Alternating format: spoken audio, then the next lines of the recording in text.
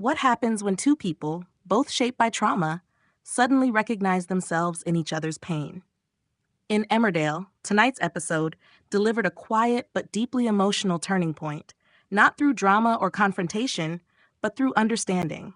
Ruby Milligan found herself forming an unexpected connection with Bear Wolf, a man currently carrying the heavy weight of a murder confession.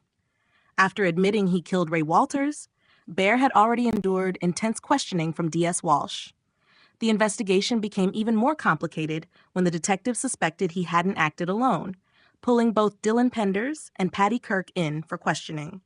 Despite the pressure, they stood firm, insisting Bear was solely responsible.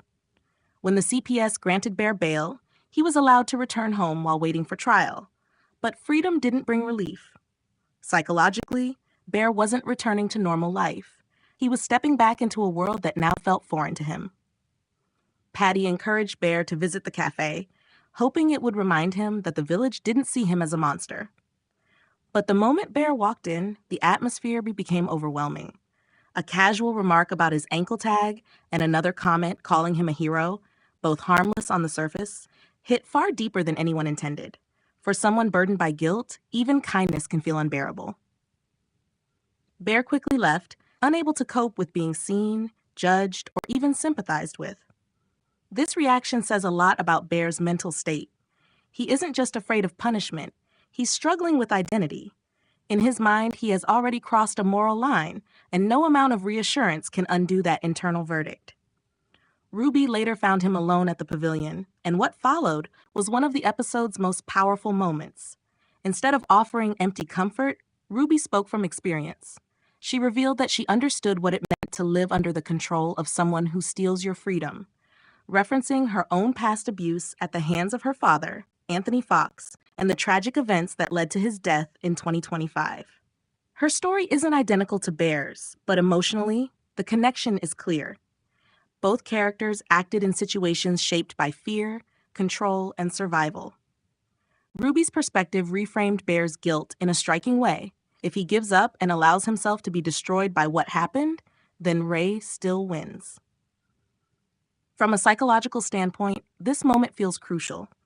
Ruby doesn't excuse Bear's actions. Instead, she challenges the shame consuming him. She reminds him that accountability doesn't have to mean surrendering the rest of his life. When Ruby brought Bear home, Patty was visibly surprised. But the biggest shift came from Bear himself. For the first time in a long while, he showed warmth and normality, offering to make Ruby coffee and even joking about not having the fancy drinks she prefers.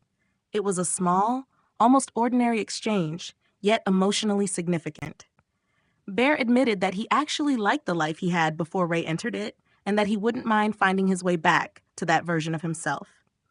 That confession reveals something important. Beneath the guilt and fear, Bear still wants to live. In my view, this scene worked so well because it avoided melodrama. Instead of focusing on the crime, the episode explored recovery, the fragile moment when someone begins to believe they might deserve a future again. Ruby didn't save Bear, but she reminded him that hope is still possible. And in a storyline filled with darkness, that quiet spark of hope may be the most powerful development Emmerdale has given these characters in a long time.